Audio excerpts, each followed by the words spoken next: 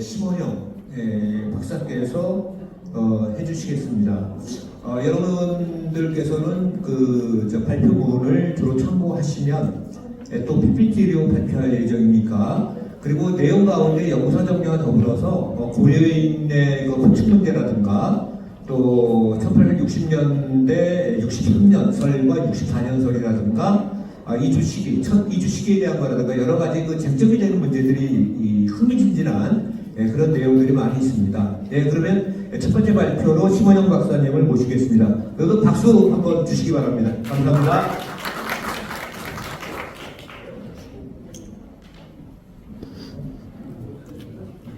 네, 15분, 40분, 지금 40분, 55분까지 하겠습니다. 안녕하십니까. 방금 소개받은 동구가 조선대학교 동구연구소 연구위원 심원용입니다. 이럴 때 감사합니다 하고 고려 사람들은 아승창고마라고 한답니다. 저기 정영준 선생님 아승창고마 모르시죠? 고려말에 이제 아승창고마라고 하는데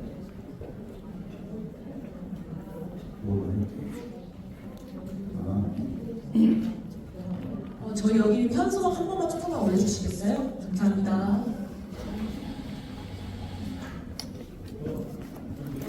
이거를 내리는 방법은 없어요.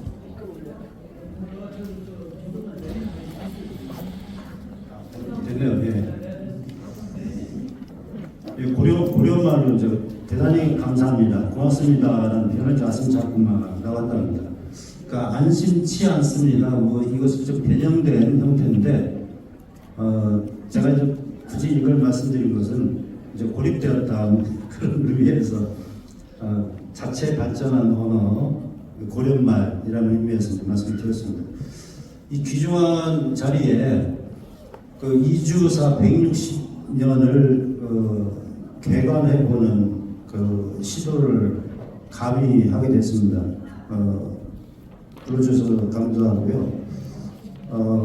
사실 제가 고려인 문제 관련해서는 93년도 유학 중에 처음 발표를 좀 해봤는데, 그때가 되니까 그때는 이제 130주년 정도 되겠네요.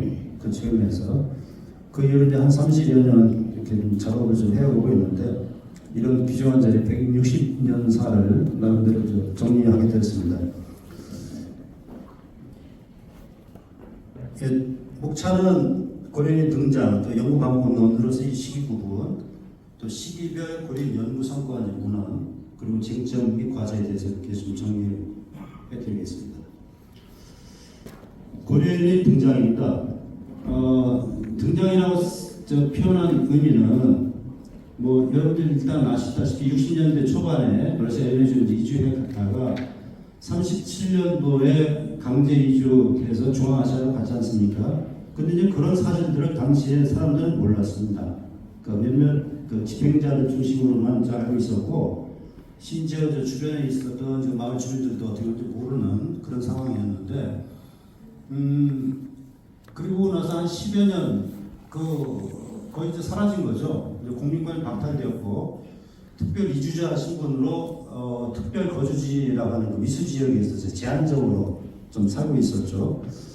아무래도 그런 이념이 프롤레타리아 국제주의라고 해서 계급적 특질이 우선이 되었고, 민족적 특질은 점차 좀 없어질 것이다라고 하는 그런 입장을 좀 취했었고, 그리고 후르시오프나 특히 브레즈네프 시대에 넘어가면서 사회주의 어떤 발전 단계로 발전 사회주의로 넘어간다라고 하는 그런 이념들이 있었는데, 그때는 어떤 민족적 차별은, 사회적인 차별은 없어질 것이다, 단순한 어떤 차이만 존재할 것이다라고 또 얘기를 했었죠.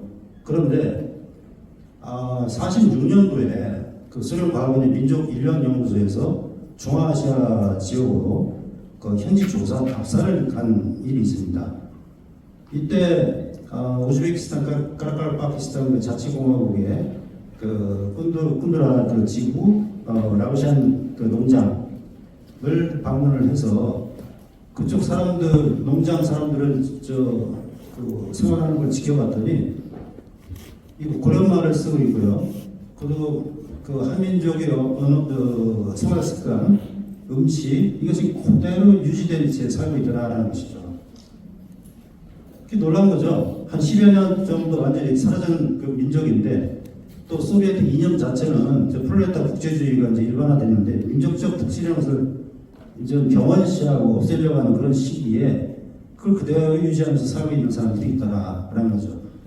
이것을 여기 보면 레딘, 그 자이바시노바, 그다음 이오노바 이런 분들이 조사를 하고 49년 레빈이 처음 발표하기 시작하면서 자이바시노바 60년대, 이오노바 60년대 고려사회에 대한 연구를 좀 발표하기 시작을 한 거예요. 그리고 그 자이바시노바 선생의 그 논문은 나중에 80년대 후반인가요? 한국에도 그 이문웅 선생님, 인류학과에 있는 이문웅 선생님이 번역해서 또 소개를 좀 했어요.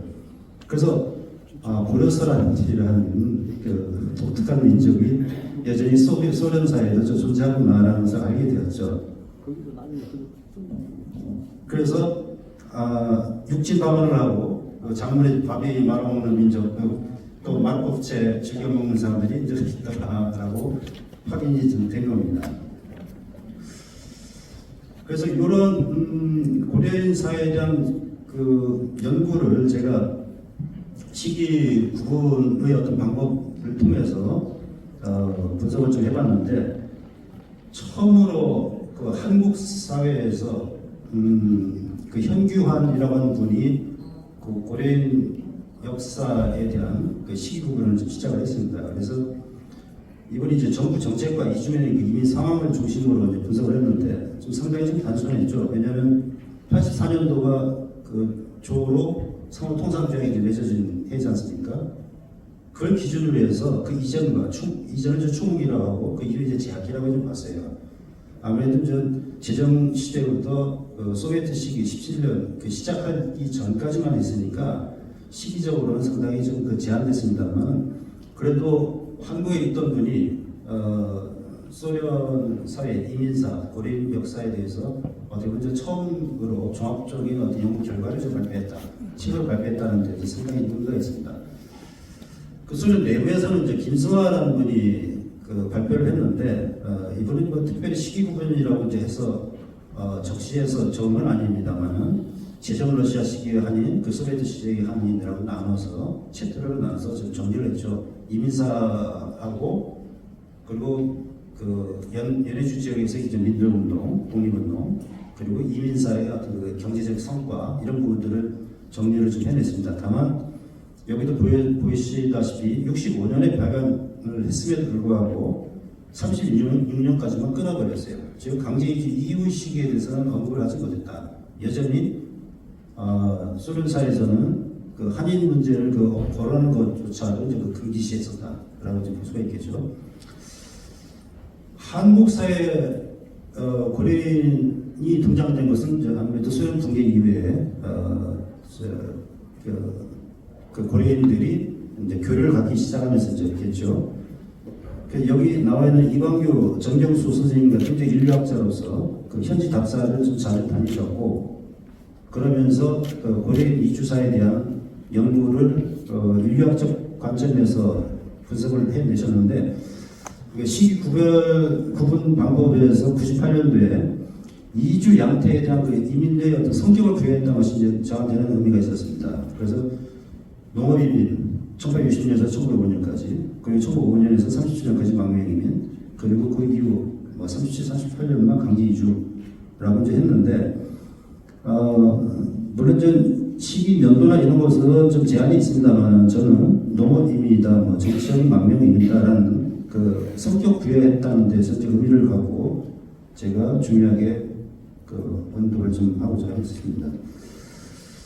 이런 그 선배 연구자들의 그 입장들을 제가 좀 정리를 하면서 제 나름대로 정리한 것은 2005년도 이제 국편에서 발간한 그 책자에 그 발표를 했던 얘기입니다만 거주의 정치 체제의 변화를 기본적으로 두고 그리고 시기별로 이주했던 한인들의 이주 정착, 단순히 어떤 인구 이동이라는 측면에서 이민 이주가 아니라 그 현지에서 어떻게 정착했는지까지도 포인트를 좀 잡아서 성격을 부여하는 방식으로 제 나름대로 시기 구분을 해봤습니다.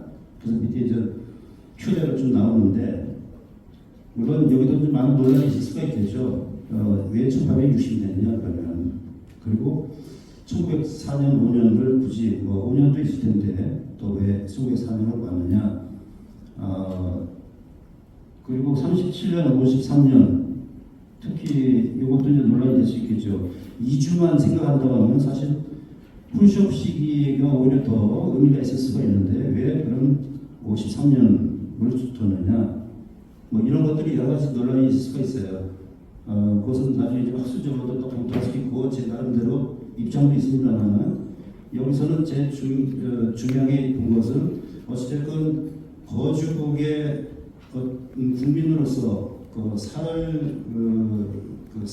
정착을 하고 이제 생활을 할 때 가장 규정적인 요소가 이제 무엇이냐라서 이제 정치 체제의 어떤 변화다. 그들이 추진하는 어떤 정책의 변화가 이제 중요하다라고 저는 좀 봤습니다. 예. 그래서 이제 저 11월 고려인 연구 성과 문헌들을 좀 제가 좀 개관을 좀 해보겠는데요. 간단하게 좀 말씀드리겠습니다. 일단 제정 러시아 시기에 이제 이주 실현이라고 저는 정의를 내렸습니다. 그래서 1960년, 1904년 그리고 1904년에서 17년까지 두 시기를 경제 이민기와 정치 이민기로 나눴고요. 경제 이민도 좀 보시다시피 어느 정도 여러분들 잘 아시리라고 좀 생각이 드는데, 저는 이제 경제 이민, 그러니까 먹고 살기 위해서 사실 도망을 걷는 거죠. 근데 저는 어쩔 수 없이 넘어간 강요된 이민이다라는 의미에서 현대적 의미에서 어떤 환경 난민들이다라고 저는 계속 주장을 해왔습니다. 현대적 관점에서 봤을 때도 그런 이주 형태들이 많지 않습니까? 그래서 난민이라고도 포괄적으로 볼 수 있지만 정확한 어떤 정책 바뀌는 것의 실질적인 피해보다는 오히려 불호도한 형태로서 어쩔 수 없이 강요된, 어쩔 수 없이 이주를 했다는 측면에서 이제 환경 난민들이다라고 볼 수 있는 거죠. 정치 이민기 1904년 러일 전쟁 시작부터 이제 17년까지로 봤습니다. 러일 전쟁이 우리가 큰 것은 러일 전쟁을 기점으로 해서, 물론 이제 논란도 있고 그 이전부터 얘기할 수 있지만은 항일 투쟁의 어떤 모습들이 본격적으로 나타나고, 그리고 러일 전쟁 시기에 러시아와 연대해서 항일 운동을 했던 그런 세력들이 있었다라는 것. 우리가 이제 잘 홍범도부터 시작이 되죠. 여러분들은 잘 모르시라고 그러는데, 러일 전쟁이 포수회로 해서 한경도 일대에서 활동했던 거, 그리고 안중근 장군이 국립진공작전 할 때 대상이 누구였느냐, 같이 하려고 해서 대상이 누구냐. 저는 이제 홍범도 포수 대중심이다라고 좀 생각을 하는데, 그런 입장으로 봤을 때 그 시기에 직접적으로 러시아가 연해주를 좀 망명하는 독립운동들이 상당히 좀 등장하게 되죠. 그리고 1910년 또 합병이 되면서 또 많이 이주를 해가고, 또 유인석 같은 경우도 북해로 나오면서 이제 북쪽 연해주 지역에 근거지를 둬야 된다고 하면서 독립운동사들이 많이 가게 됩니다. 그리고 토지 조사 사업이 이제 22년대에 마무리가 되는데요. 이때 토지에서 분리가 된 한인 농민들이 상당히 해외로 빠져나가게 되죠. 이들도 상당 부분 연해주 지역으로 이제 가게 되죠. 소비에트 시기입니다. 17에서 37년 강제 이주 전까지는 문화 안정기라고 좀 하고, 그리고 37에서 53까지는 강제 이주 기록을 했는데, 문화 안정기는 아까도 좀 우리 김병학 선생님께서 자세한 얘기들을 좀 나왔습니다. 근데 문화뿐만 아니라 문학이 전제가 되는 경제적 성장도 상당 부분 이루어지게 되고요. 그리고 중간에 보시면 이제 당정 사회단체 차원의 한인운동이라고 나왔지 않습니까? 저는 여기서 이제 얘기가 안 나왔던 거니까 강조하고 싶은 것은, 한인들의 그 역할이 당에 참여하면서, 당과 코민들은 정부의 한인 전담위원이라고 있습니다. 전문위원으로 참여하면서 그리고 사회단체에서 참여하면서 그들이 요구하는 것은 경제 안정과 또 법적인 지위, 국적 공인권 해고 그리고 자치주 문제였어요. 근데 23년 4년 시기에 여러분도 잘 아시는 이제 김만겸이 주 집행위원회 정권위원이고 그 한명세 같은 경우는 그 코미테는 당에서 이제 활동했던 분인데 이들이 요구했던 그 자치주 문제가 사실 실질적으로 24년도 5월달 코미테는 중앙집행위원회 그 동방부의 결정에서 실질적으로 이제 무산돼 버립니다. 그래서 어떻게 보면 문화 안정이라고 하지만은 안정이 어떤 형태의 안정이냐? 최소한의 어떤 자치권을 확보할 수 있는 그런 단계까지는 아닌 그런 안정이었다라고 말씀드릴 수 있고요. 이 밑에 이제 그런 보고서들이 이제 쭉 나와 있습니다. 강진 이주기를 53년으로 부른 것은 결국 위수 지역에서 크게 벗어날 수 없었다라는 그 정책 하에서 말씀드리는 거고요.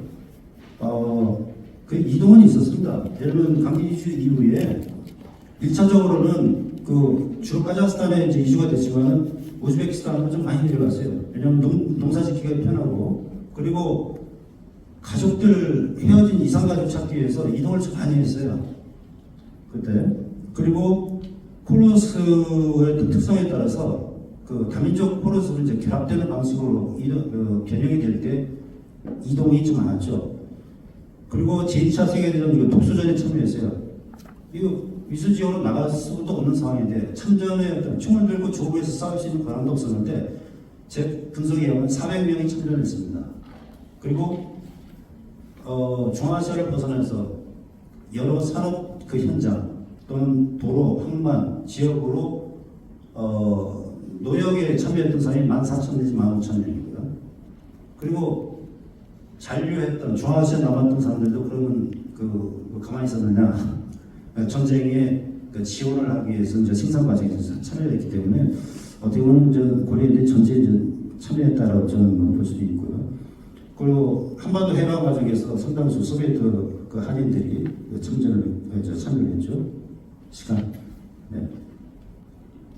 이제 넘어가겠습니다. 그 산업 이주기 53년에서 85년까지 그리고 동유기 85년에서 91년까지 지금 러프하게 이제 적었습니다만 이제 뭐 특별히 설명은 안 해도 되겠지만 여기서 85년 91년 시기에 이것은 꼭 얘기를 해야 될 것 같아요. 소련공산당 중앙위원회 인연국가에서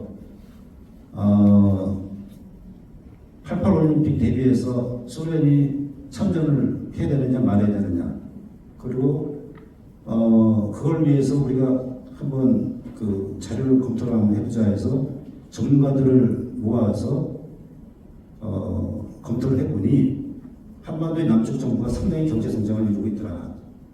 인정을 안 했는데 인정을 해야 되겠다. 그리고 고려 문제가 존재를 하는데 그럼 이들이 강제 이주 시켰는데 이들의 어떤 명예훼손이나 뭐 등등 복잡한 문제가 있는데 이 한소 수교 과정에서 어떻게 할 것인가 이런 것들이 다 검토가 된 거예요. 그래서 이때 참여했던 사람 그 프리마포프라든지 또그 김기어기 또 트카센코 또 부가이 리 피오도리치 뭐 등등이 참여를 하면서 오케이를 낸 거죠. 그래서 최초로 강제이주에 대한 그 문서를 공개한 것이 니콜라이 피오도리치 부가이라는 사람이 89년도에 강제이주 결정 문서를 공개했습니다. 그리고 그 이후에 여러 가지 재반 조치, 명예회복법들이 이제 나오게 됐죠. 그리고 러시아 CIS 제2주기가 이렇게 좀 되는데, 여기서 러시아 정부의 96년도 국가민주 정책과 민족문화 자치제가 상당히 의미가 있고, 고려인들에 대한 민족문화 부흥을 위한 국가 종합계획이 이제 세워지면서,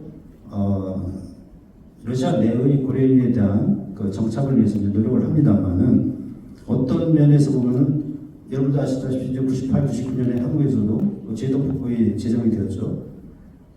이런 시기하고 어느 정도 좀 맞물리는 것 같아요. 그래서 상당수의 사람들이 그 한국으로 이제 귀환했을 때 그들에 대한 어떤 조치들을 이제 서서히 마련해 가는 그런 과정이다라고 할 수 있겠습니다. 자세한 얘기는 자꾸 시간이 흐르니까. 이것은 제가 좀 그냥 통과할게요. 뭐 2주의 어떤 양상을 해서 90년대 전반, 후반, 그리고 2000년대인데 제가 보니까 나중에 고가영 선생님께서 그 자세히 또 얘기하시는 것 같아요. 네, 쟁점과 뭐 몇 가지 얘기를 하면서 좀 정리하도록 하겠습니다. 2주 기원과 성격 법적 지위입니다. 기원. 64년 얘기들 많이 나왔죠. 왜냐하면 1914년도 고려인 연해주에 있는 그 고려인들이 2주 정착 50주년 기념 사업을 하기 위해서 검토를 했는데 검토를 하면서 그때 확인한 자료가 뭐냐면 여기 보시면 64년 9월 21일자를 기준으로 했습니다. 그때 동부시베리아 총독에게 보고서를 작성하는데 그 보고서를 공식 보고서다라고 해서 당시 고려인 사회에서 64년을 기점으로 했어요. 그 승인을 받았고. 근데 이제 문제는 뭐냐면 요 9월 21일 보고는 지난 5월 그리고 2주에 온 지 한 뭐 1년 가을거리가 이제 끝나고 나서 이들이 정착을 어떻게 잘하고 있나 못하고 있나를 그걸 보고를 한 거예요. 이미 이제 허가를 받고 살고 있으면서 그동안 이렇게 한 1년 동안 이렇게 생활해 보니까 이렇습니다. 근데 뭐가 부족하고 뭐 하니 뭐 지원 바랍니다. 이런 보고서예요. 그러면 2주를 했다고 하는 그 날짜는 또 뭐냐라고 봤을 때 1863년 11월 30일 이게 음력이에요. 그리고 가려고 12월 12일은 이제 양력이고요. 우스리 지방의 이제 노브고로드 경비대장인 이제 리아자노프도 있는데 이제 리아자노프가 좀 정확하다는 그런 평가도 있습니다. 리아자노프 주민가 연해주 국문실사에 공식적으로 보고를 합니다. 한 20여 가구가 대회 6시에 초과제를 짓고 입주 허가를 요청합니다. 어떻게 할까요? 라고 이제 공식적으로 보고를 해요. 그래서 어찌됐건 이주 현상에 대한 사실에 대한 공식적인 이제 보고가 이제 있으니까 그런 거잖아요. 그래서 저는 63년 11월 달에 아니냐 뭐 이렇게 이제 보는 거고, 다만 이것이 전 한국사에서의 어떤 그 근거들 뭐 잘들이 좀 서로 겹치는 측면들도 있는데 논란의 여지도 있습니다만 제가 볼 때는 정식으로 이주를 하기 위해서 이제 정착을 하기, 정주를 하기 위해서 간 것은 이게 거의 맞는 것 같아요. 다만 그 이전에 기록들이 있어요. 60년도 있고 그 이전에 간 기록들도 있는데 많은 경우는 그 계절 농업을 해서 왔다 갔다 하는 경우고 개인적이고 과연 정주를 하기 위해서 갔을까라는 것은 아직 증명이 안 되는 그런 얘기이기 때문에 우리 이제 63년에 좀 정확치 않겠는가라고 좀 보는 겁니다. 그 성격을 봤을 때는 근대적 의미에서의 이민이다. 그것은 국경제약 때문에 그래요. 국가 간의 국경이 영역이 설정이 되면서 그 위에 왔다 갔다 한 사람에 대해서 이민이라고 평가를 한다고 하면 근대적 의미의 그 이민은 63년으로 이렇게 관계 좋지 않겠느냐라고 보는 거죠. 그리고 강요된 이주입니다. 또 여기서 하나 언급할 것이 있는 것은 그 독립신문은 대한민국 임시정부의 그 정의강을 그 공식 강연문이지 않습니까? 거기 이제 안영식이 그 개봉호가 쓴 그 글에 보면 여기도 이제 좀 잘못 썼습니다만 저 1964년에 뭐 이주해 갔다라고 잘못 쓰긴 썼는데 콜럼버스 발견에 비견되는 그런 사건이다라고 봤어요. 그래서 이미 개봉호 선생님 같은 경우는 해외 재외 한인들이 이주 촉발에 대해서 상당히 의미 부여를 하고 있는 그 시대 사람들이 콜럼버스에 버금간다. 의미가 있다라고 본 거죠. 그리고 법적 지위 문제 관련해서는 1984년 그리고 1888년 용도 통상장정까지 있었습니다만 한국 측에서 그 김윤 씨의 입장에서는 그 서로 법적 지위를 보장해 주는 것을 동의를 했는데 문구상으로 이제 직접 넣는 것은 좀 반대를 했어요. 그래서 88년 통상장정에도 그 포함이 안 돼 있는데 러시아 쪽에서는 좀 급했기 때문에 1891년에 그 자기 자신들이 그 규정한 1890년도에 한일 법적 지위 조정 제안서에 근거해서 91년부터 84년에 이전에 갔던 사람한테 무조건 그 법적 지위를 주고 국민권을 주고 그 이후에 정조하기 위한 사람들 또 선별을 하면서 주고 유예기간을 두고 하는 그런 일들이 결정이 됩니다. 예, 마무리로 제가 한 2분만. 예. 근데 이 고려 사람 누구인가는 또 얘기는 해야 되는데. 나중에 토론할 때 그때 기회를 드릴게요. 예. 알겠습니다. 제가 말주변에게 좀 정리를 좀 못해서 포인트를 얘기해 드리는데 좀 한계가 있습니다. 네. 이따 꼭 질문해 주시기 바랍니다. 네, 그럼 이상으로 마치겠습니다. 네, 아주 중요한 주제이고 또 굉장히 노력을 많이 하시고 원고를 보시면은 굉장히 애를 많이 쓰신 논문임에도 불구하고 시간이 좀 제약돼 있어서 또 굉장히 죄송스럽게 생각합니다. 지금까지 심원영 박사께서 발표를 해주셨고요. 그러면 이어서 연희주 한인 민족운동 교육과 출판이라는 주제로 전북대 사학과 교수로 계시는 유상원 교수께서 발표를 해주시겠습니다. 발표 시간은 15분 정도로 좀 부탁드리도록 하겠습니다. PPT로 전체적으로 잘 되어 있고 또 아울러서 우리 학계에서는 이 교육과 출판 관계는 거의 최초의 논문이 되겠습니다. 부탁드리도록 하겠습니다. 네, 방금 소개받은 전북대학교 사학과의 윤상원입니다. 반갑습니다.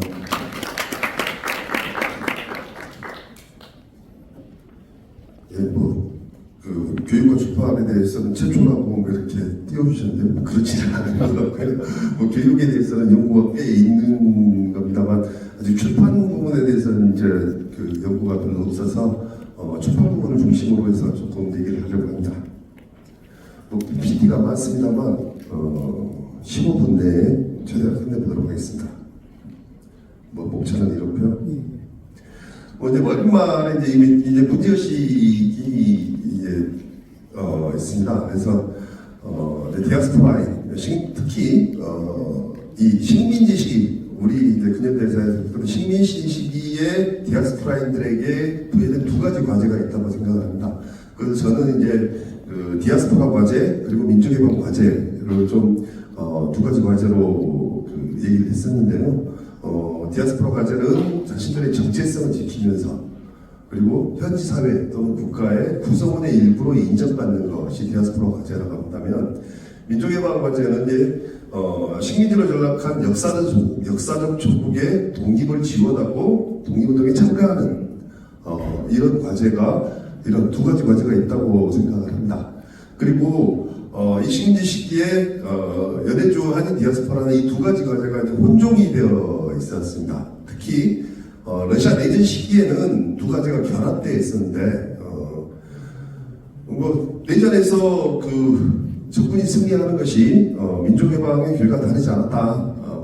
이것은 아마 첩보문단 동기에 따라서 일본군의 출병 때문에 이렇게 되었다고 보여지고요. 그런데 이제 내전 종결 이후에는 이 두 가지 과제가 혼종된 채 민족해방 과제가 디아스포라 과제에 전속되어가는 과정을 거치게 되지 않았나 이렇게 생각을 합니다. 그래서 이제 디아스포라 과제가 1920년대, 30년대에 디아스포라 과제가 더 중요시 되게 되는데요. 이런 디아스포라 과제를 수행하기 위해서 이 교육을 하게 됩니다. 그랬을 때 이 두 가지가 있다고 생각을 하는데요. 형식적으로 정체성을 유지하는 것, 즉 한인학교를 통해서 전통과 문화의 유지를 하고 문화를 유지하고 계승하는 것. 내용으로는 그러면서 전통과 문화를 유지하면서도 사회주의적 인간형을 만들어내기 위한 교육을 했다라고 보여집니다. 그리고 이런 교육을 위해서 출판을 했는데요. 그래서 한인학교에서 교육하기 위해서는 한글 교재를 출판을 했고, 그런데 이 내용 안에 한글 교재 안에 사회주의 교육의 내용을 담아냈다고 합니다. 그래서 이거의 목적은 1920년대, 30년대 연해주에서 출판된 한글 교재 중에서 그 중에서도 한글 교과서를 통해서, 즉 한글을 배우는 교과서를 통해서 한인 교육의 형식과 내용을 살피는 데 있습니다. 먼저 간단하게 연해주 한인 교육기관을 좀 개관을 할 텐데요. 연해주 한인 교육기관에 대해서는 뭐 계동학교 또 시작을 해서 이제 연구가 좀 있습니다. 그래서 1923년 그 내전이 끝나고 난 이후 23년부터 시작해서 26년, 27년 그리고 특히 30년도에는 러시아의 29년에 이제 그 초등교육 의무제에 관한 법령이 제정이 되면서 얘네들에서는 의무교육이 30년에서 31학년도부터 실시되게 됩니다. 그래서 뭐 한인 교육 기간이 급격하게 늘어나게 됩니다. 위에서 보는 것처럼 30년, 31학년도, 그다음에 35년도 현재. 그리고 이렇게 초등교육 한인 학생 자제들을 가르치기 위한 교육 기간이 늘어나는 만큼 그런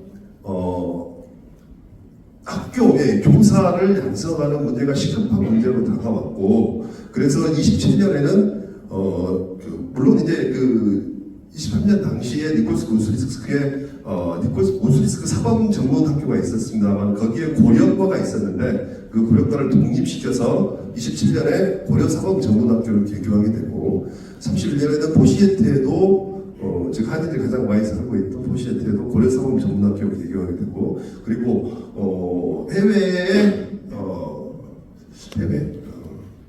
한인들이 세운 최초의 대학교라고 할 수 있는 그 당시 조선의 1926년에 경성제국대학을 설립이 됐지만 그건 한인들이 세운 게 아니니까요.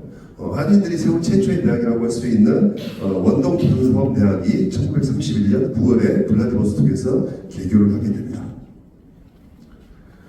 그러면서 이 민족정책, 그 소련이 민족정책을 보게 되는데 소비에트 민족정책의 기본은 소수민족의 모국어 교육 및 활용을 적극적으로 권장하고 법제화하는 것이었습니다. 그래서 이제 이 고려인과 관련해서는 고려화 정책이라고 할 수 있을 텐데요. 그래서 고려인 사회의 교육 및 행정 등을 그들의 모국어인 고려어로 시행하다는 조치를 취하게 됩니다. 초등, 중등 전문학교는 물론이고 원동 조선사범대학교에서도 고려어로 수업을 하게 됩니다. 그러면서 고려어로 수업을 하려니까 이 고려 교육을 위한 한글 교재의 필요성이 대두되게 되고요. 그래서 20년 전부터 꾸준히 한글 교재 출판을 하게 됩니다.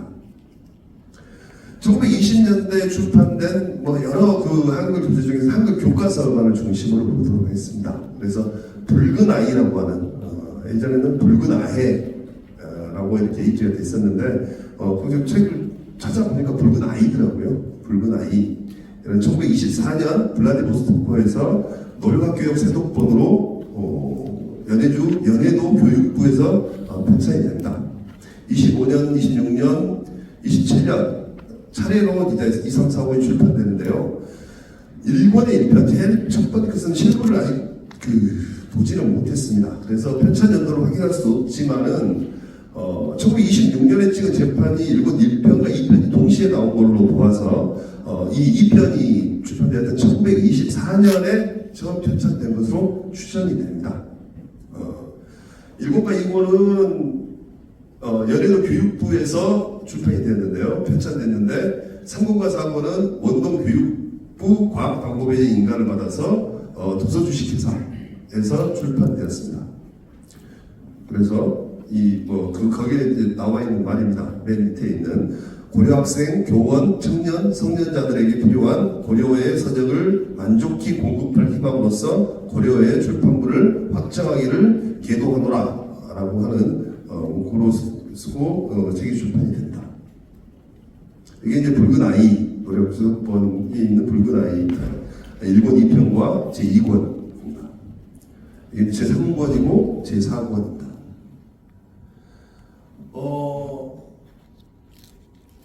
이 연해주 블라디보스톡에서 출판될 때는 계속 이렇게 붉은 아이로 출판되었다고 보여지고요. 그리고 출판지가 하바롭스크로 옮기면서 붉은 아이가 아닌 독본 새학교라고 하는 교과서로 다시 바뀌게 됩니다. 그래서 1929년에 하바롭스크에서 원동병강 교육부 과학방법 소비에트 인가를 받아서 1권, 2권, 3, 3, 4권이 도서주식회사에서 편찬이 됩니다. 물론 1권 2편과 2편은 붉은 아이 1권 2편과 다르지만 4권은 붉은 아이 4권과 똑같습니다. 다시 그대로 찍어내고 그 책 제목만 새 학교로 바뀐 거고요. 단지 이제 출판지가 블라디보스토크에서 하바롭스크로 이전이 되는데 29년에 이것은 이제 1929년에 5월달로 선봉 블라디보스토크에 출판되던 선봉이 하바롭스크로 이전을 하게 되는 것과 관계가 있다고 생각합니다. 그 이후에 선봉은 1933년에 블라디보스토크로 다시 이전을 하지만 한글 교재 출판은 원동 국립출판부라는 명의로 그 이후로도 계속해서 하바롭스크에서 발행을 하게 됩니다. 그래서 출판의 중심은 1929년을 경계로 해서 블라디보스토크에서 하바롭스크로 옮겨갔다. 그리고 그 29년에 29년에 블라디보스토크에서 하바롭스크로 옮겨갔던 부분은 이 출판뿐 아니고 오늘 오전에 김병욱 선생님 발표도 했습니다만 한글 문학이라는 부분에서도 굉장히 많은 변화를 가져오는 부분이라고 생각이 되어서 지금 저는 정확하게 얘기할 수는 없습니다만 좀 그 변화를 좀 더 집중적으로 연구해 갈 필요가 있다라고 그렇게 생각합니다. 그리고 붉은 아이에는 저자가 없지만 이 새학교에는 저자가 있습니다. 그래서 이병국, 오상일, 오창환, 유가이 이렇게 그리고 태인수 이렇게 있습니다. 이게 이제 새학교 1번, 1편, 2편, 4권 이렇게 있습니다. 그러다가 1931년에 29년에 그 세도권이 나오다가 31년에 다시 교과서가 바뀝니다. 그래서 이때는 좀 복잡하게 바뀝니다. 꼬로즈 건설자라는 제목으로 하바롭스크에서 고려 1급 학교 1학년용과 2학년용이 출판됩니다. 그래서 이 꼬로즈 건설자는 맨 밑에 있는 것처럼 고려 1급 학교 1, 2학년이 한글을 깨우치기 위한 교과서를 통해서 교과서로 이것은 이제 그 붉은 아이의 일본 2권에 해당한다고 보여집니다. 이게 꼬로즈 건설자이고요.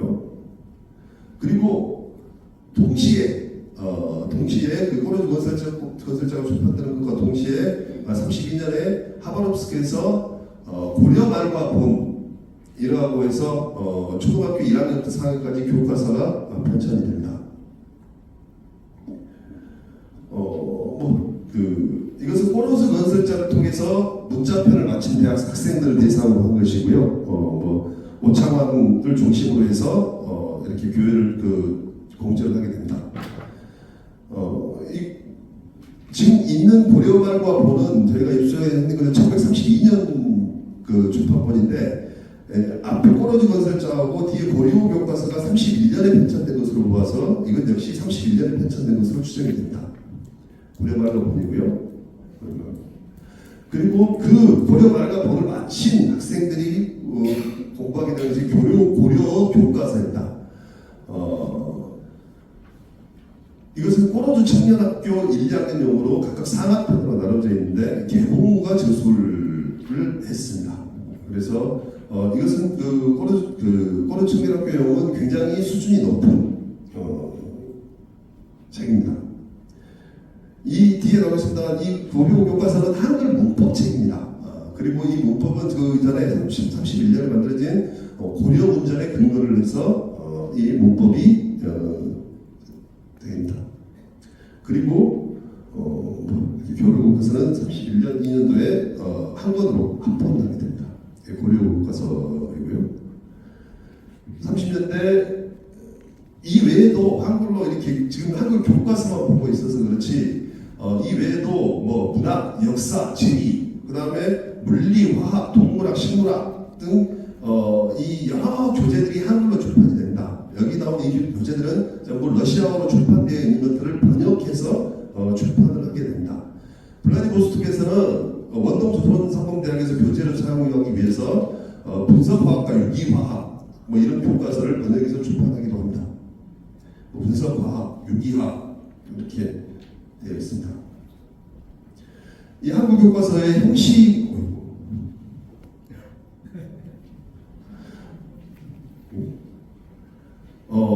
그래서 간단하게 한글 교과서는 1920년대 30년대 세 종류라고 생각이 됩니다. 붉은 아이 1, 2, 3, 20년대 붉은 아이 일본에서 4권, 그리고 29년에 독번 새학교 일본 4권, 그리고 31년에 꼬로주 건설자 고려발가본 고려 교과서, 이게 수준에 따라서 나누어서 이렇게 3번이 이렇게 크게 출판이 됩니다. 이 조국 교과서는 이 1권 전체 내용 중 사파가 굉장히 많습니다. 그래서 사파가 굉장히 많다는 것이고요. 이렇게 사파가 많습니다.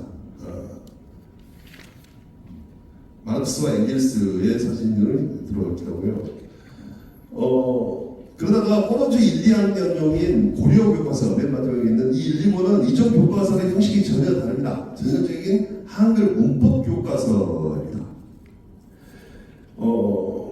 이 문법 교과서는 이 고려 개보고가 지었던 고려 교과서만이 아니고 그 이듬해 1933년 그 고려 문제를 지었던 오창환이 지은 초등학교 조선어 교과서도 동일한 형식, 이것 역시 한글 문법책입니다.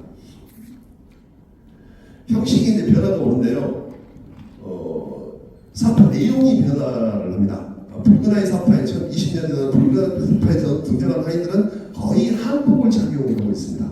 하지만 독번새학교, 두 번째 나온 독번새학교부터는 양복 입은 사람이 늘어나기도 하고 중국옷을 입은 사람이 종종 보이기도 합니다. 그런데 꼬려주 건설자는 사파가 아주 적기는 하지만 한복을 입은 사람이 극히 적어지는 경향이 뚜렷해집니다. 30년대 의무교육이 되면서 피어내는 소년단 단복을 입은 모습이 학생들은 두드러지고요. 일반 고려인들도 일부의 경우를 제외하고는 한복보다는 양복을 많이 입게 됩니다.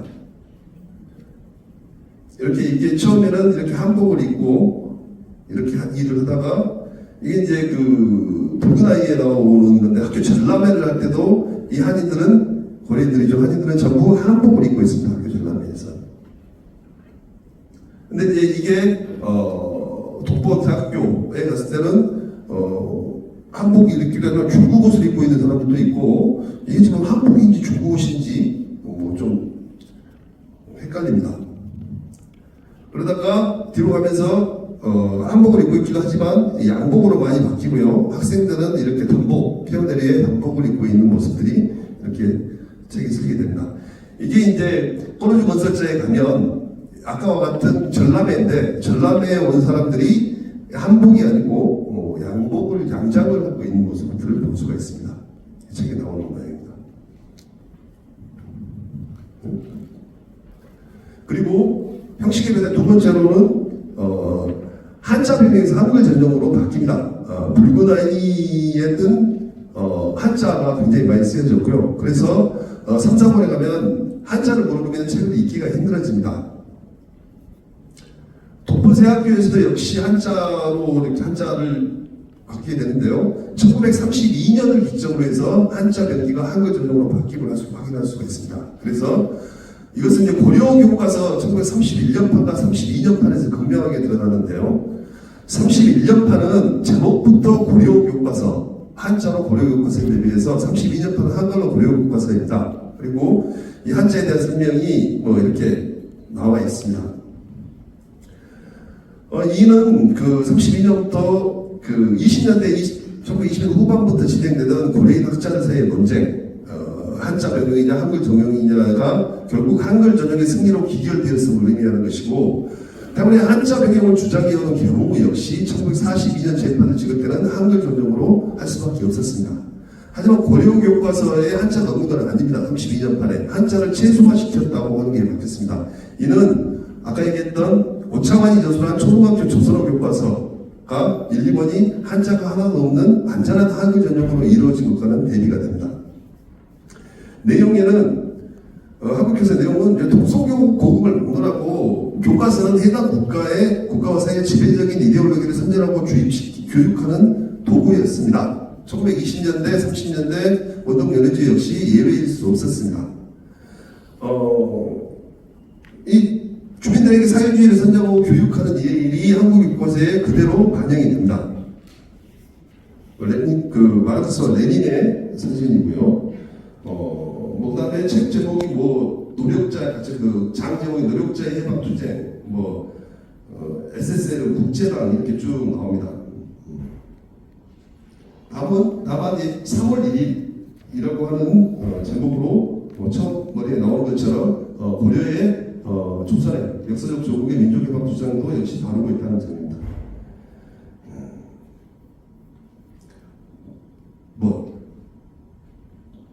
매주 말을 다시 읽는 것보다는 지금까지 얘기했던 걸로 마무리하는 걸로 하겠습니다. 네, 고맙습니다.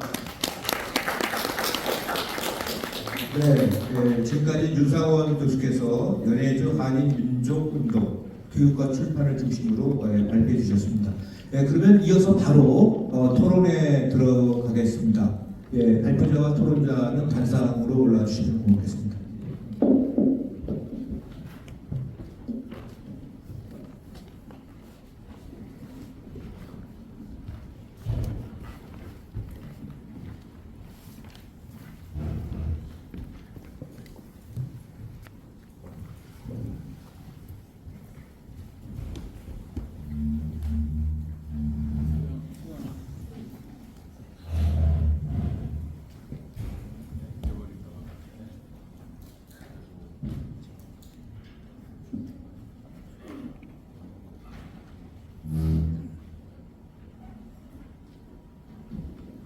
네, 지금까지 여러분들과 함께 들으신 바와 같이 이 세션에서 두 개의 발표가 있었습니다.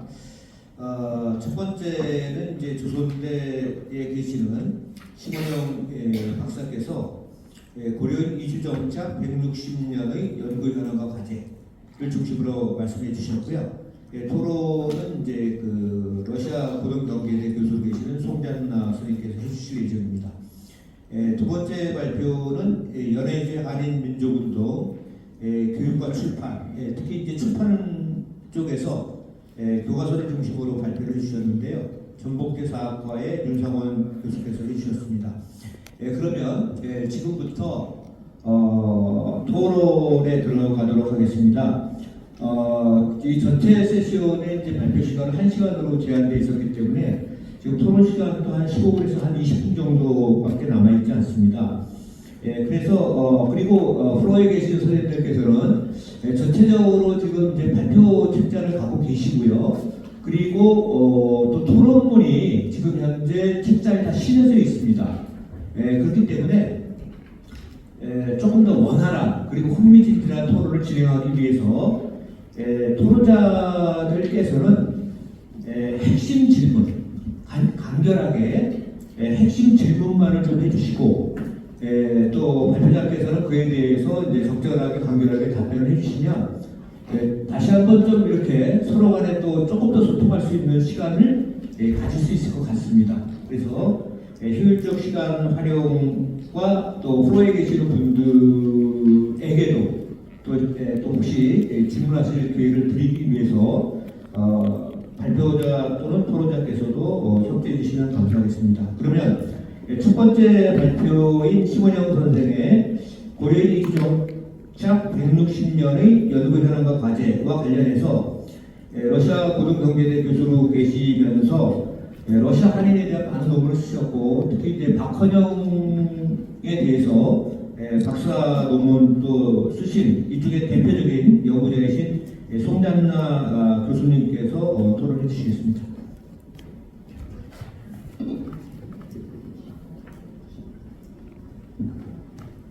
안녕하세요.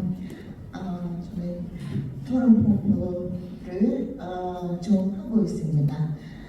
고려인 이주택 60주년을 기념하여 한국여러 지역에서 대규모 포럼을 개최한 것은 한국인과 고려인 모두에게 중요합니다. 이번 행사에 초대해 주신 주지교육회에 감사를 드립니다. 그리고 토론 저희 한국어가 좀 힘들어요. 그래서 죄송합니다. 좀 잘 들어주세요. 한반도에서 러시아로 이주한 한인민의 역사는 160년 정도 되는데 이후 러시아 제국 소련 러시아와 아시아에서 한인들의 자부적 또는 강제 이주가 이루어졌고 현재는 한국으로의 요기주가 목격되고 있습니다. 러시아와 아시아의 학자들뿐만 아니라 특히 한국 학자들 사이에서 이에 대한 관심이 높아지고 있습니다. 1990년부터 제서한인에 관한 많은 기록물과 문서들이 기밀 해제되었으며 이를 통해 한인들은 포함한 서로민들이 왜 그렇게 비극적인 운명에 처해졌는지 그 이유를 알 수 있게 되었습니다. 많은 민족, 특히 러시아인들이 정치적 탄압과 강제 이주를 당했습니다. 여기 마지막 질문만. 질문만 잠깐만요. 제가 진행하는 것을 잠깐 해보겠습니다. 왜냐하면 제가 보기에는 제일 여기 이렇게 한국에 와서 중요한 것을 세 가지가 있습니다. 첫 번째는 우리가 고려인, 고려 사람 그리고 한인 그 중간에 제가 보기에는 처음부터 고려 사람이라고 했어요. 그래서 오늘 유성훈 교수님도 그 말을 많이 하셨는데 처음부터 고려 교과서에서 지금 자세하게 설명했는데 1990년대에 한인들은 스스로 고려 사람이라고 불렀는데 조중고생과 교원들을 위해 5천만이 집필한 아래와 같은 제조의 한국어 교과서들이 진급했습니다. 여기 책들이 나오고 있습니다. 그리고 1933년부터 그들은 5천만의 아래의 교과서에서 알 수 있도록 뜻이 스스로를 조선 사람이라고 부르기 시작했습니다. 그리고 오늘은 윤선원 교수님이 얘기하시는데 블라디보스톡에서 하바rovsk에서 출판사가 옮겼어요. 왜 옮겼는지 그건 일본 사회에 소련의 전쟁을 준비하고 있는 대로 그래서 안전하게 그 출판사를 하바rovsk로 옮겼어요. 그래서 그에 대해 제가 러시아에서 지금 어떻게 생각하는게 강제 이주가 우리 민족을 보호해서 일본의 반대 전쟁 때문에 그래서 1937년에 이렇게 강제 이주를 되게 됐어요. 그건 탄압인데 근데 그래도 그런들을 보호하고 지금까지 50만 명 이상 러시아에서 한국에서도 살고 있습니다. 그리고 또 한 가지는 우리는 자주 한국에서도 러시아, 카자흐스탄, 우즈베키스탄에서 어떤 말을 많이 듣고 있는지 그건 우즈벡 고려인, 러시아 고려인, 카자흐 고려인, 한인 그건 러시아 15년 동안 우리가 러시아어로 하는 고려인 그래서 루스카язычный корейц라고 합니다. 그건 우리 준지성은 원래 러시아어로 하고 있고 그리고 러시아 문화를 70년 동안 모두 다 교육을 받고 있어서 그래서 전체에 루스카язычный корейц라고 러시아만 사용하는 고려인 그거 저한테는 중요합니다. 러시아에서도 아주 중요합니다. 그리고 왜 이민은 원래 1953년에 고려인들이 자유롭게 이민을 어디든지 온 소련에 할 수 있었습니다. 그건 첫 번째는 첫 번째 이유가 대학 졸업생 소련의 여러 지역으로 발견되었습니다. 그리고 두 번째는 중앙아시아 기후는 한인들의 건강에 나쁜 영향을 미쳐 북카카스로 볼고그라드 지역, 로스토 지역으로 이사했습니다. 그리고 세 번째는 일가 친척 및 친구들과의 사업 자본도 이사 많이 하고 있고 지금도 이민이 아주 자유롭게 할 수 있습니다. 그리고 대한민국의 경우 지난 몇 년 동안 아동과 노동력이 없는 부모를 통해 포함시키지 않고도 한인 고려인들을 노동인자 수가 8만 명에서 11만 오늘 숫자가 들었는데 원래 11만 명으로 크게 증가했습니다. 근데 발표해서 애들하고 노인들 발표한 건 아마 20만 명 이상 여기서 지금 고려인들이 살고 있습니다. 그리고 신 교수님께 아주 대단한 감사를 드리고 있습니다. 발표문에 그래서 다음 같은 몇 가지 질문을 드리고 싶습니다. 첫 번째는 고려인 중앙아시아에서 이주하는 중앙에서만 아니고 러시아에서도 2년 동안 많이 들어오고 있는데 이주하는 이유는 무엇인가? 두 번째는 현재 우리가 목격하고 있는 고려인의 한국 이민에 대해 어떻게 생각하는가? 이러한 의미는 한국 사회에 위험하는가? 그리고 마지막으로 고려인은 앞으로 한국을 위해 어떤 역할을 할 수 있을까요? 그렇게 질문을 드리고 싶습니다. 감사합니다. 죄송합니다. 저희 한국말을 힘들었어요. 네, 제가 죄송합니다. 저기 토론 준비를 많이 해오셨는데 제가 조금 좀 충분히 시간을 못 드려서 죄송하고요. 그럼 심원영 박사님 간단하게 좀 답변 부탁드리도록 하겠습니다. 네, 알겠습니다. 감사합니다. 저는 복잡하게 쓴 글을 다 읽으시고 코멘트 해주셨습니다. 쉽지 않은 작업인데 감사드립니다.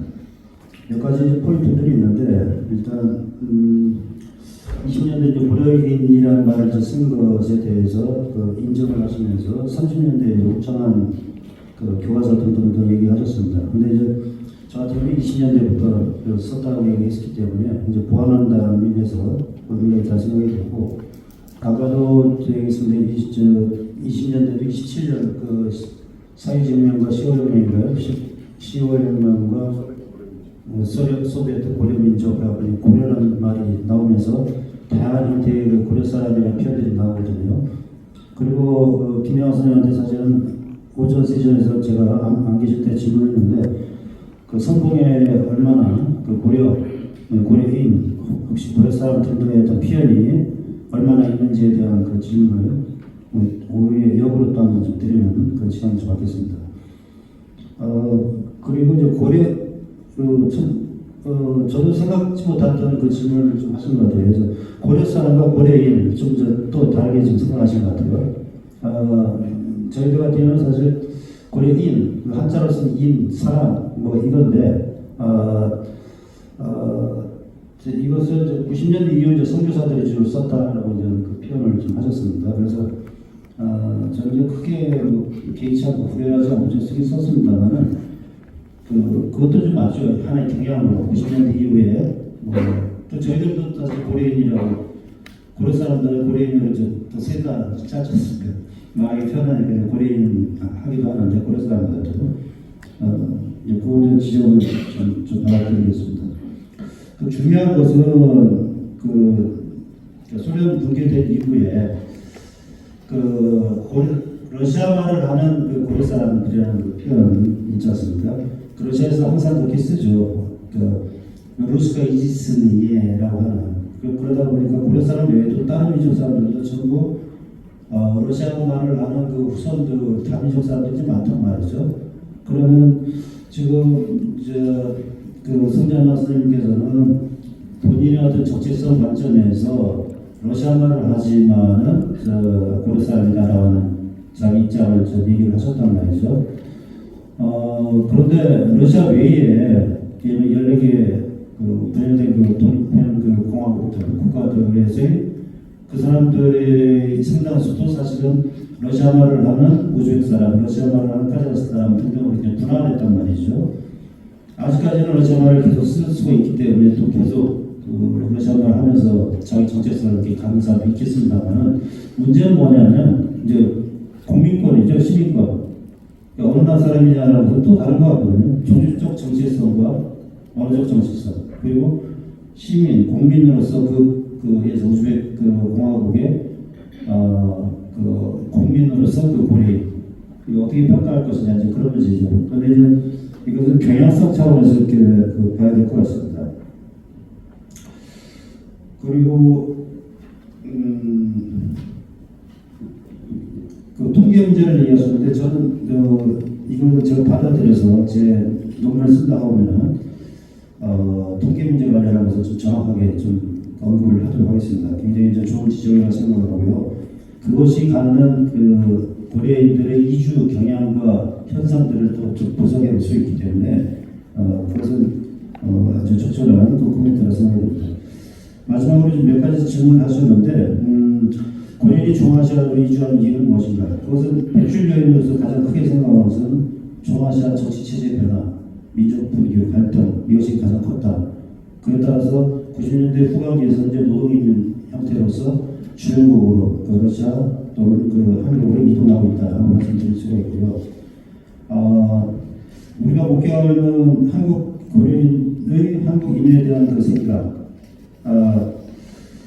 결국 90년대 말이 혹은 결국 귀소 본능을 갖고 있는 디아스포라의 하나의 현상으로서 귀환 이민을 한 것이다라고 볼 수가 있고 현재 한 10만 이상까지 평가를 하는 것 같습니다. 상당수 늘어가고 있는 현상들이고 아직까지 문제가 좀 많지만은 그들을 이제 받아들이고 정착할 수 있는 환경, 법적, 제도적 환경들을 마련해야겠다라는 생각을 드립니다.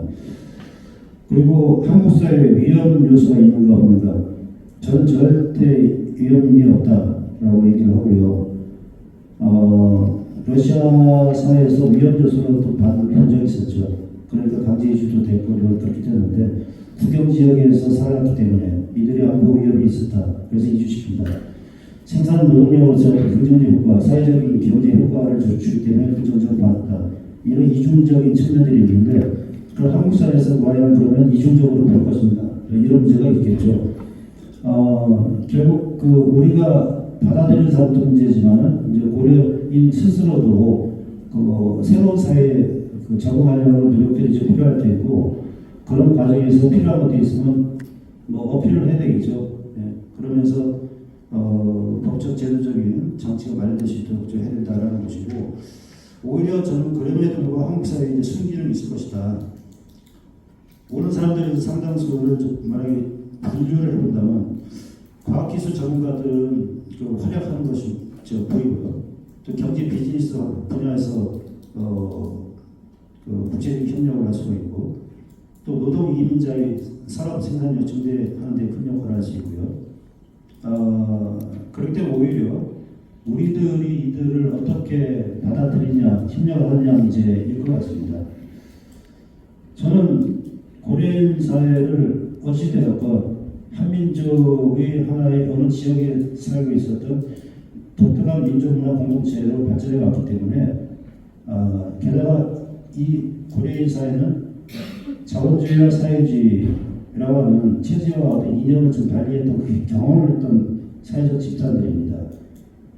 이러한 경험을 갖는 집단이 한국 사회에 왔을 경우에는 오히려 어떤 배타적 요인으로 볼 것이 아니라 한국 사회가 좀 더 유연하고 다원화될 수 있는 그 하나의 요소로서 받아들이고 교류 협력을 해야 된다고 생각합니다. 이상입니다.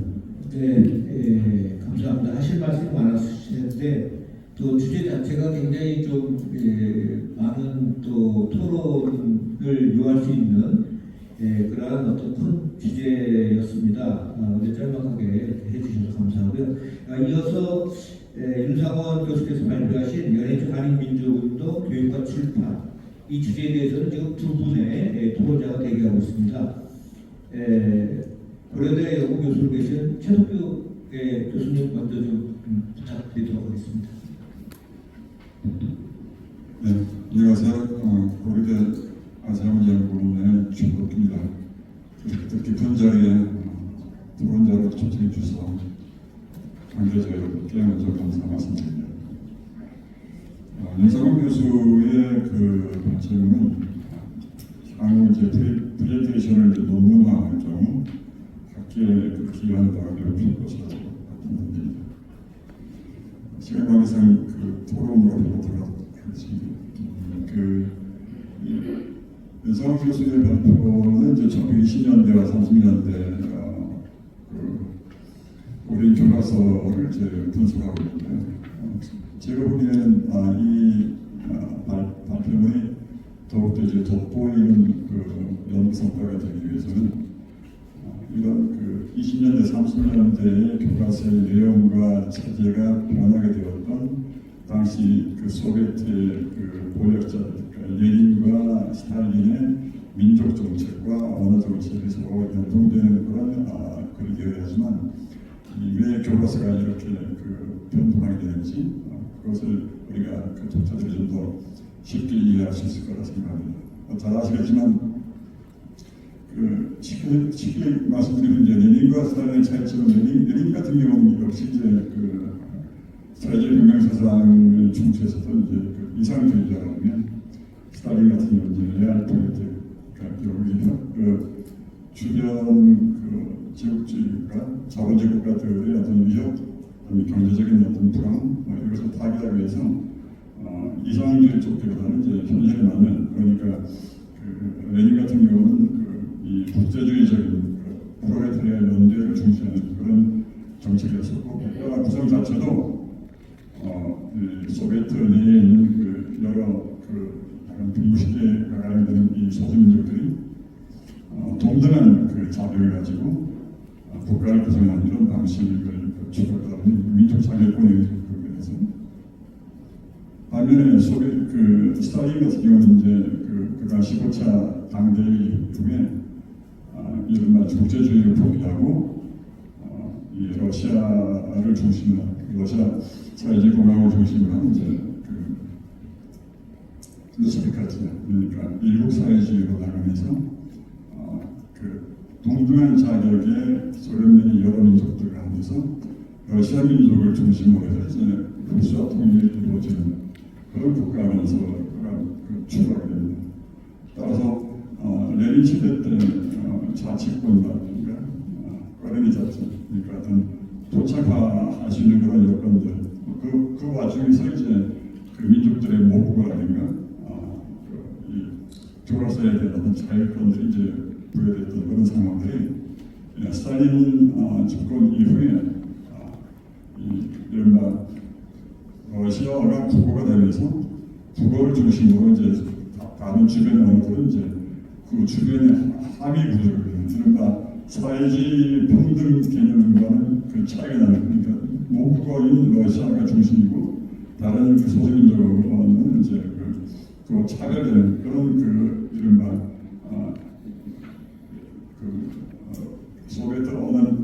소비에트 국가 내에서 일종의 언어의 그 서열화가 이루어졌다고 봅니다.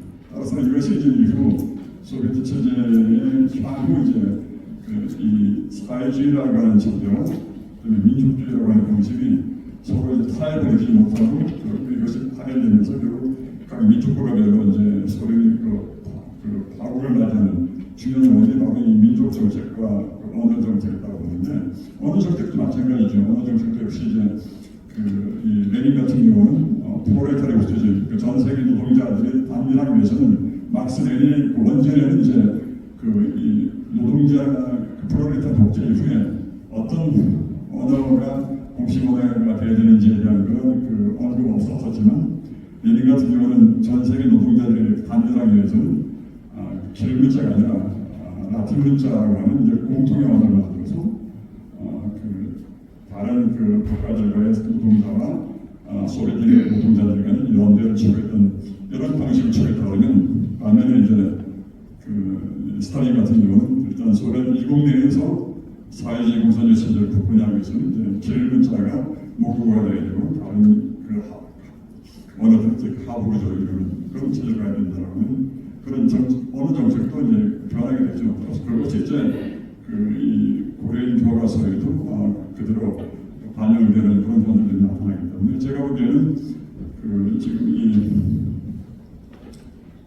프레젠테이션 좋은 발표문이 이제 앞으로 논문화되기 위해서는 소비에트 레닌 정부와 스탈린 정부의 문화 언어 정책이 이 고려인들의 교과서에 여기서 어떻게 반영이 되고 서로 어떻게 연동되는가 그런 부분들에 대한 좀 추가적인 보완 설명이 필요하거든요. 네, 그 정도 해주시죠. 왜냐하면 발표문의 전체적인 또 토론문에 지금 하신 말씀들이 대체적으로 다 있습니다.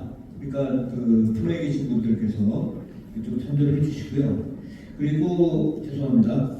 그 다음에 또 질문이 하나 한 분이 더 계시기 때문에 전남대학의 지충남 교수께서 역시 또 토론을 핵심 질문만 좀 해주시면 함께 해서 유상호 교수께서 답변을 해주시는 거로 그렇게 하도록 하겠습니다. 네, 알겠습니다. 저는 전남대 지충남입니다.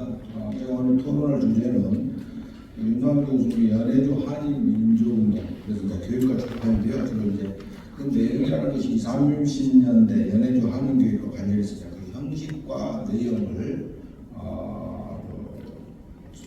설명을 하고 계시죠. 그래서 이제 저도 거의 한 10페이지 한 장 반 정도 토론문을 썼는데요.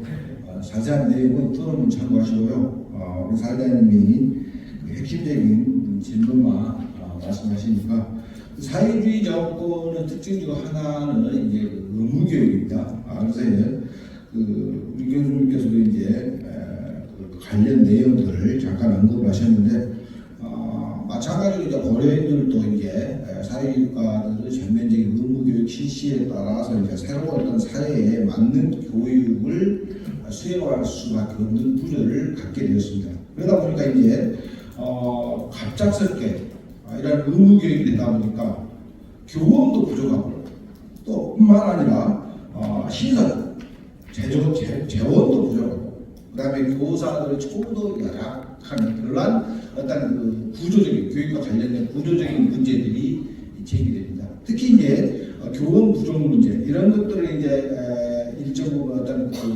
해소하기 위해서 이제 니콜스 구슬리스크의 고려 상범 전문학교 그리고 30년대 포시에 때 고려 상범 전문학교 블라디보스톡의 원동 조선 상범대하고 개교를 했고 그리고 또 이제 어느 정도 교사가 부족하니까 이제 임시 양성 그러한 것들을 통해서 교원들을 충원했는데 이것과 관련해서 교원 부족 문제를 과연 어떻게 해결했는가라는 것에 대해서 설명을 듣고 싶고요. 두 번째는 이제 우리 교수님께서 5쪽 연해주 한인교육관에서 공립학교 48개, 교원 88명, 학생 2,000 이렇게 해놨는데 선봉 27년 11월자 신문에 따르면 공립학교는 45개로 표현이 됩니다. 그래서 48개가 맞는 표현인가 아니면은 45개. 그리고 이종훈 교수도 얘기해 보니까 이 선봉을 인용해서 45개로 이렇게 표기가 되어 있더라고요. 그 부분에 대한 확인이 필요하고 또한 26년, 27년도 한인교육과 관련해서 7년제 중등학교 3개로 기술되어 있는데요. 다른 자료에 따르면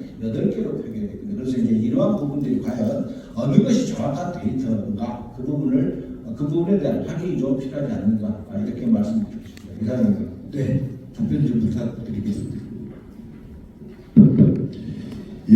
뭐 기억나는 대로 그러면 역수로 답변드리겠습니다. 처음 말씀드렸다시피 출판을 중심으로 이렇게 하다 보니까 자료들을 출판에 대한 자료를 이번에 쓰면서는 다 보고 있었는데요. 이 교육기관에 대해서는 예전에 꽤 오래됐습니다. 선봉을 정리를 하면서 정리해 놓은 제가 연구 노트를 보고 했고, 사실 그 연구 노트에서 다시 실물을 선봉을 찾아보지 못해서 정확하게 말씀을 못 드리겠습니다. 다시 한번 전 찾아보도록 하겠습니다. 이건 죄송하다는 말씀드리고요. 교사 부족 문제는 끝까지 37년까지 해결이 되지 않는 것으로 많았던 것으로 알고 있습니다. 거기에는 말씀해 주신 이런 여러 가지 문제들이 있었던 것이고, 그리고 이 부분에 대해서는 제가 연구로서 이렇게 발표하는 이 기존의 연구들이 나와 있는 것들이 있고요. 교원 부족 문제에 대해서는 특히 이제 배은경 선생이 논문을 하나 그게 썼기 때문에 그쪽에 참고를 하면 될 것 같습니다. 최덕규 선생님께서 굉장히 중요한 말씀을 해주셨습니다. 소비에트 정부의 민족 정책과 언어 정책의 고려 교과서가 어떻게 연동이 되는가를 논문에 써야 된다라고 말씀을 하셨는데 지나가시는 말씀입니다. 그래서 근데 제가 한 7년 전에 이제 고려인과 관련한 소비에트 민족 정책을 논문을 하나 썼는데요. 언어 정책은 사실 잘 모릅니다. 그래서 언어 정책에 대해서는 좀 다시 좀 공부를 하고, 그리고 그 민족 정책 변화와 언어 정책 변화가 이 고려 교과서의 이 변화와 어떤 연동을 가지는지를 논문을 쓰는 데는 하도록 하겠습니다. 그리고 미처 최덕규 선생님께서 이제 질문 시간이 짧다 보니까 질문하지 못했던 두 번째 문제, 한글 전형과 한자 병기 이 문제가 고려인사에서 어떻게 일어났는가에 대해서 잠깐만 이제 보충 설명을 부탁을 드린다고 했는데, 보충 설명은 아니고요. 그 말씀을 드리고 싶어서 그렇습니다. 이 한글 교과서 한자 번역 병기 문제를 가지고 1920년대 고려 학자들 사이에서 논쟁이 굉장히 크게 벌어집니다. 그 결과로 나오는 것이 1930년대 고려문전이라는 것으로 나타나고요. 아까 라틴어 문제, 이 문제도 굉장히 논쟁이 크게, 특히 이제 선봉지면을 통해서 그 논쟁이 크게 벌어지는데요. 크게 두 줄기로 볼 수 있습니다. 즉 계몽을 중심으로 하는 줄기와 오차환을 중심으로 하는 그런 이제 연구자들로 보여지는데, 저는 그렇게 생각을 합니다. 아까 말했던 디아스포라의 과제라고 했을 때, 디아스포라의 과제는 두 가지죠. 민족의 정체성을 지키면서, 그리고 현지사회 구성으로 인정받는 것.